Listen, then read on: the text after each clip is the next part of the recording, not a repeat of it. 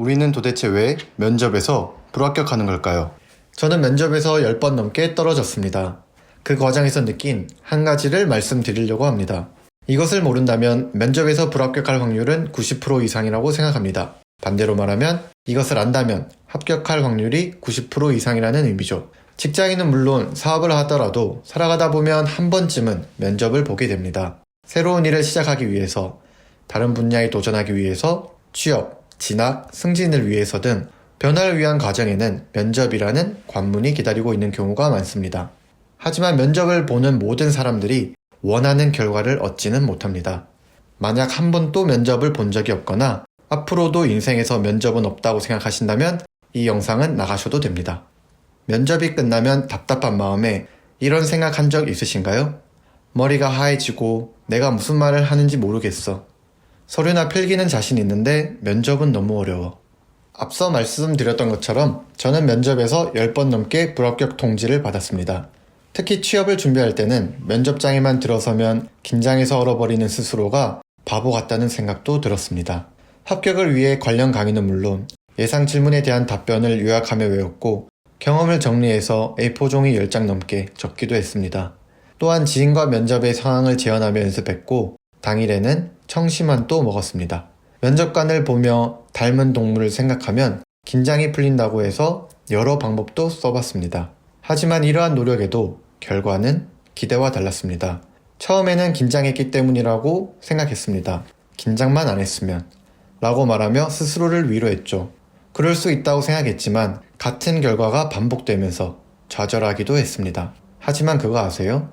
가장 답답했던 건 불합격의 이유를 알 수 없다는 사실이었습니다.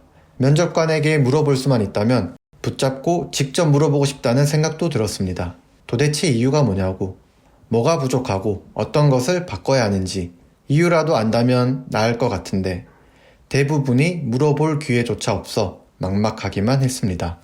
그렇다면 면접에서 합격하기 위한 방법은 무엇일까요? 많은 시행착오 끝에 면접을 준비함에 있어 가장 중요하다고 느낀 한 가지는 평소 습관입니다. 두 갈식 표현, 강점과 약점, 지원하는 곳에 대한 정보, 물론 중요합니다. 하지만 습관은 하루아침에 바꿔지거나 고쳐지는 것이 아니기 때문에 평소에 신경을 써야 합니다. 면접을 준비한다고 주변에 조언을 구하면 평소 모습대로 하고 오라는 말 들으신 적 있으시죠? 하지만 면접장에서 우리의 모습은 어떤가요? 평소와 다른 겉모습을 보며 스스로가 부자연스럽기만 합니다. 지금에서야 알 수 있는 것들이라는 책에서는 성격은 얼굴에서, 생활은 체형에서, 본심은 행동에서, 감정은 음성에서 나타난다고 합니다.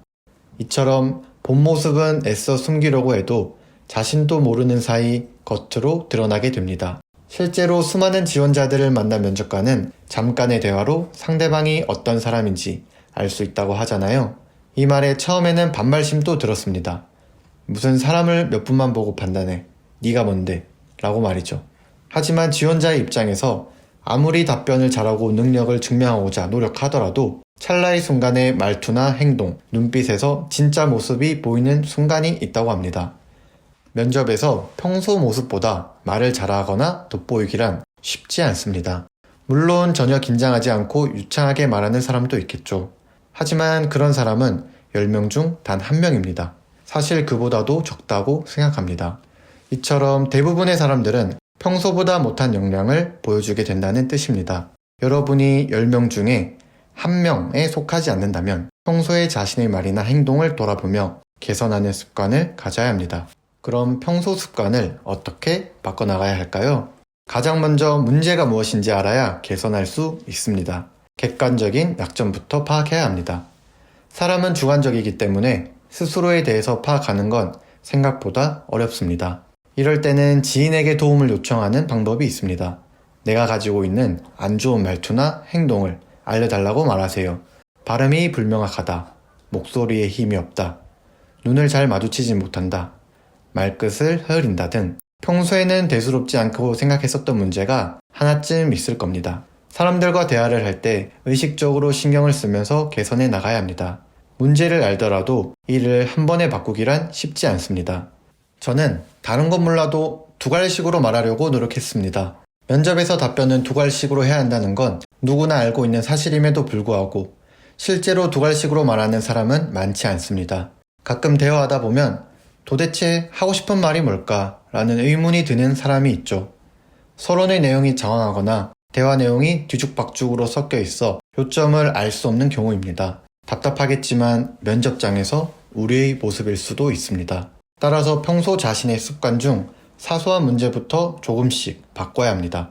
어렵게 생각하지 않아도 됩니다. 자신도 모르게 은어나 비속어를 사용한다면 줄이면 되고 말끝을 흐린다면 또박또박 말하는 연습을 하면 됩니다. 이것도 어렵다고요? 우리나라 국민 MC인 유재석은 인터뷰에서 자연스럽게 대화를 이끌어 나가기 위해 동료 선배의 영상을 보며 매일 연습했고, 전 피겨스케이팅 김연아 선수는 같은 동작을 수없이 반복하여 기술을 습득했습니다. 우리의 평소 습관도 연습만 한다면 충분히 바꿀 수 있다는 사실을 기억하세요.